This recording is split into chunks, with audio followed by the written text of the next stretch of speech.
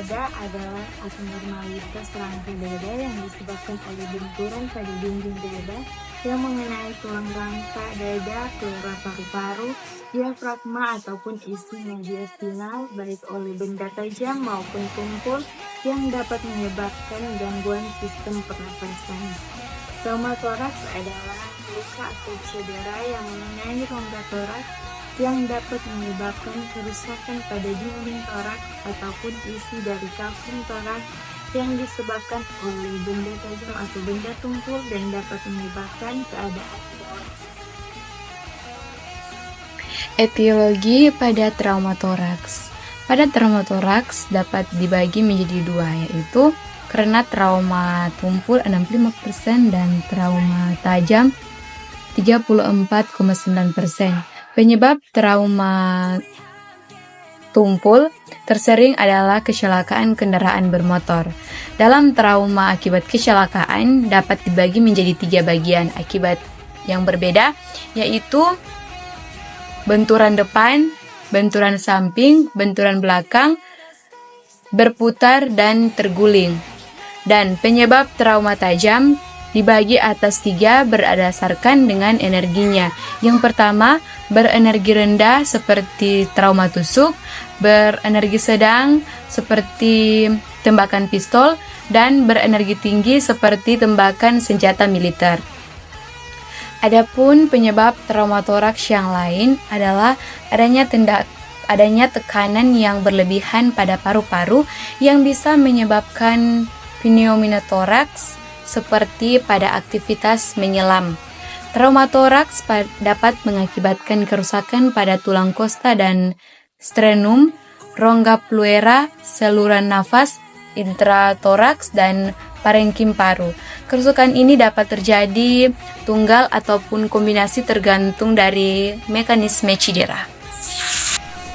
Manifestasi klinis. Adapun tanda dan gejala pada pasien trauma toraks menurut Huda yaitu 1. Tempo nada jantung. A. Trauma tajam di daerah epikardium atau yang diperkirakan menembus jantung. B. Gelisah. C. Pucat. D. Detak jantung melebar. E. Bunyi jantung melebar. 2. Hematoraks. A. Pada terdapat low darah yang keluar cukup banyak dari USG. B. Gangguan pernapasan.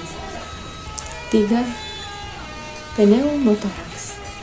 A. Nyeri dada mendadak dan sesak napas. B. Gagal pernapasan dengan sianosis. C. Kolpas sirkulasi. D. Dada atau sisi yang terkenal lebih resonan pada perkusi dan suara napas yang terdapat jauh atau tidak terdengar sama sekali. E. Pada auskultasi terdengar bunyi klik. F. Komplikasi. Trauma toraks memiliki beberapa komplikasi seperti pneumonia 20%, pneumotoraks 5%, hematotoraks 2%, emfisema 2%, dan kontusio pulmonum 20%, di mana 50-60% pasien dengan kontusio pulmonum yang berat akan menjadi RDS. Penata laksanaan. Manajemen awal untuk pasien trauma toraks tidak berbeda dengan pasien trauma lainnya dan meliputi ABCDE, yaitu airway, B. breathing, C. circulation, D. disability, E. exposure. Pemeriksaan primary survey dan pemeriksaan dada secara keseluruhan harus dilakukan. Tujuannya adalah untuk mengidentifikasi dan menangani kondisi yang mengancam nyawa dengan segera, seperti obstruksi jalan napas, tension pneumotoraks, pneumotoraks terbuka yang masif, hemotoraks masif, tamponade perikardial, dan fly chest yang besar. apnea, shock berat, dan ventilasi yang inadekuat merupakan indikasi utama untuk intubasi endotrakeal darurat. Resusitasi cairan intravena merupakan terapi utama dalam menangani shock hemoragik. Manajemen nyeri yang efektif merupakan salah satu hal yang sangat penting pada pasien trauma toraks. Ventilator harus digunakan pada pasien dengan hipoksemia, hiperkarbia, dan takipnea berat atau ancaman gagal napas. Pasien dengan tanda klinis tension pneumotoraks harus segera menjalani dekompresi dengan torakosentesis jarum, dilanjutkan dengan torakostomi tube. Fototoraks harus dihindari pada pasien.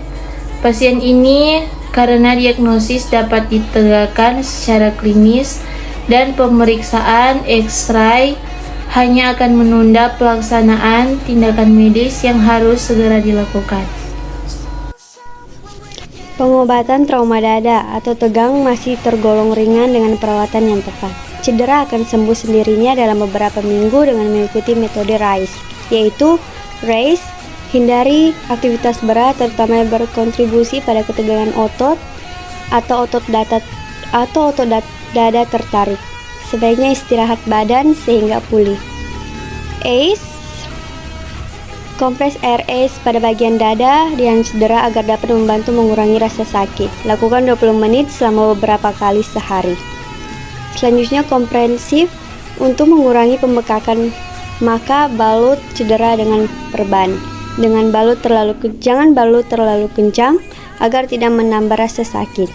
Elevation, pastikan ketinggian dada tetap terjaga terutama pada saat tidur. Anda dapat menggunakan bantal agar dada tetap tertompang. Nah, yang menjadi kesimpulan bahkan saran saya kepada masyarakat terhadap kasus trauma dada ini, sebelumnya tentunya orang tahu bahwa kasus ini juga merupakan kasus yang besar dan menyebabkan kematian. Maka dari itu saya menyarankan kepada masyarakat sekitar, terkhususnya yang mengalami trauma dada ini, lebih mewaspadai diri pribadi masing-masing agar tidak terjadi hal yang tidak kita inginkan. Karena kita juga tidak akan tahu hal yang nantinya akan menimpa setiap kegiatan atau aktivitas yang kita lakukan setiap hari dan menyebabkan trauma dada ini.